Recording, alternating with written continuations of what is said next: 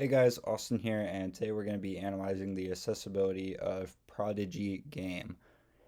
In case you haven't heard about Prodigy, essentially it's a game specifically for younger students to learn, and it focuses on math for grades 1 to 8 and English for grades 1 to 6.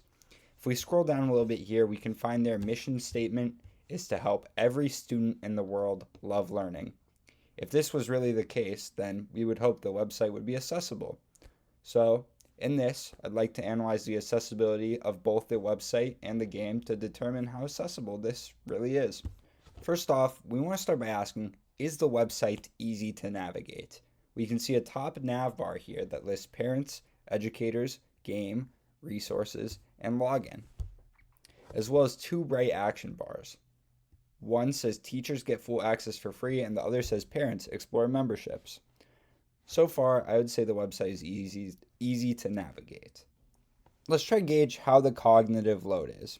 Let's say you're a parent. You click on the parent button.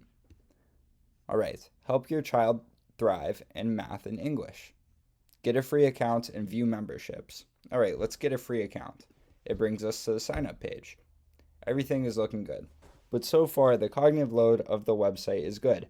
Everything you click on does have the proper bars and pages associated with it. If we go back to the main page, we should ask, what is the tool designed to do and how well does it accomplish this task? Well, we know that the mission statement is to help every student in the world love learning, but what does the game actually do? Well, it helps students master math standards with a fun and engaging gameplay experience. If we scroll down, we can see the effects of the game on students. But, like I said, I want to pay special attention to their mission statement, which says to help every student in the world love learning.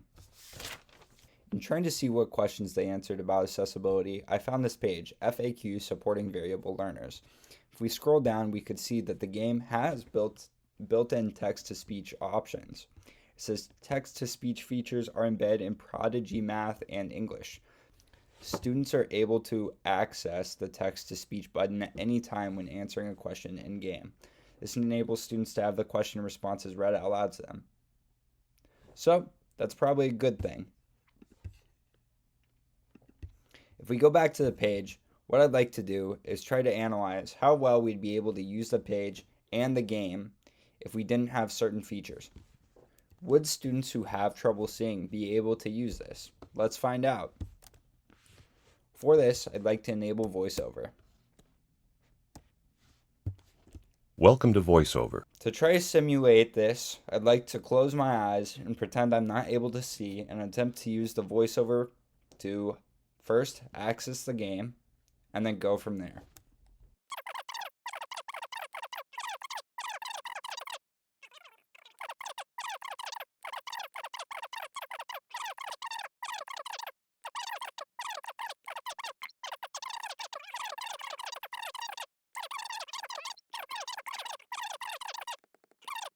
Entering Play Prodigy web content.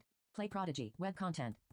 You are currently on an image. Inside of web content. To begin interacting with the contents of this image, press Ctrl, Option Shift down arrow. To exit this web area, press Ctrl, Option Shift up arrow. No visible title to interact. No visible title to interact. When I try to interact with the game, No visible title to interact. No visible title to interact. And the reason for this, I believe, is because these are all static images or something like that. So, if I wasn't able to see, I don't think I'd be able to play the game. Alright, I turned off VoiceOver just so we can pay extra attention. But unfortunately, it seems like although we can access the website with the screen reader, we aren't actually able to access the game. This is funny because we saw from the homepage that the goal was to make learning fun for every student. But students that aren't able to see actually aren't able to play the game at all. Fortunately, there are text-to-speech buttons, but you'd have to be able to see them in order to click them. On top of this, the text actually in the game is read aloud, which is nice. This is where the letter said the portal would be, but I don't see any. So it turns out that we are actually able to interact with the game with just the keyboard here. But like I said, There it is! Alright. Stay here.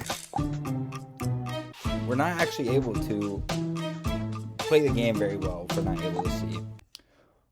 On top of this, I had trouble finding what languages the game was actually made for other than English.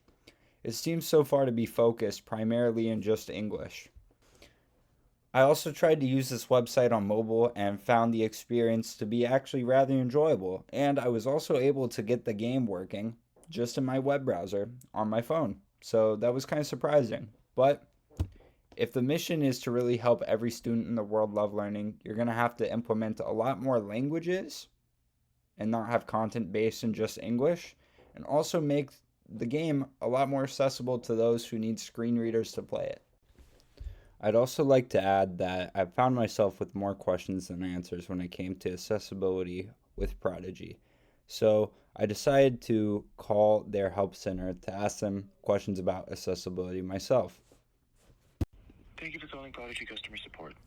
Due to high volumes, we've modified our phone hours of operation to 10 a.m. to 1 p.m., Monday to Thursday, Eastern Time, and are prioritizing tickets that require immediate action.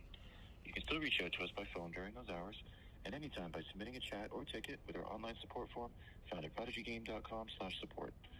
Thank you for your understanding and have a wonderful day.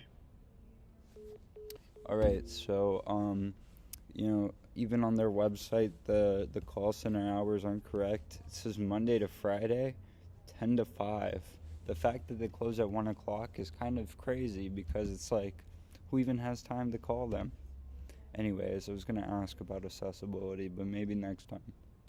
So far, I'd give Prodigy an accessibility. I'd give it a 6 out of 10. To determine how well others can use the website, I decided to ask my friend Tim to try and find how to play the game himself.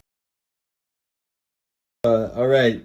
So Hi. you've never used this website before, I right? have not. All right. So right now, I'd like you to find out how to find the game and how to start playing it. Okay. Do you want me to say what I'm doing? Yeah. You could go ahead. Okay, I'm gonna guess that the game is under this section at the top here that says game. Pretty prominent. Okay.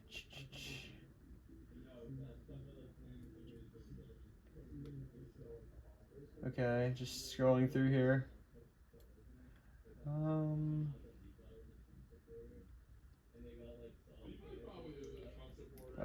So it looks like I have to. Oh, here we go. Enter the game portal.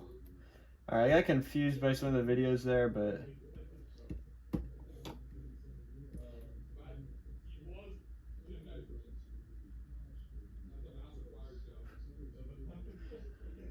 Play the game now.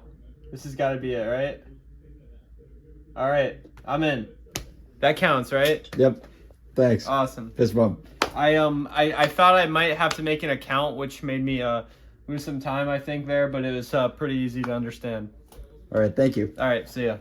As you can see, although this website is easy and accessible to use for some, it could be improved for user experience and interaction.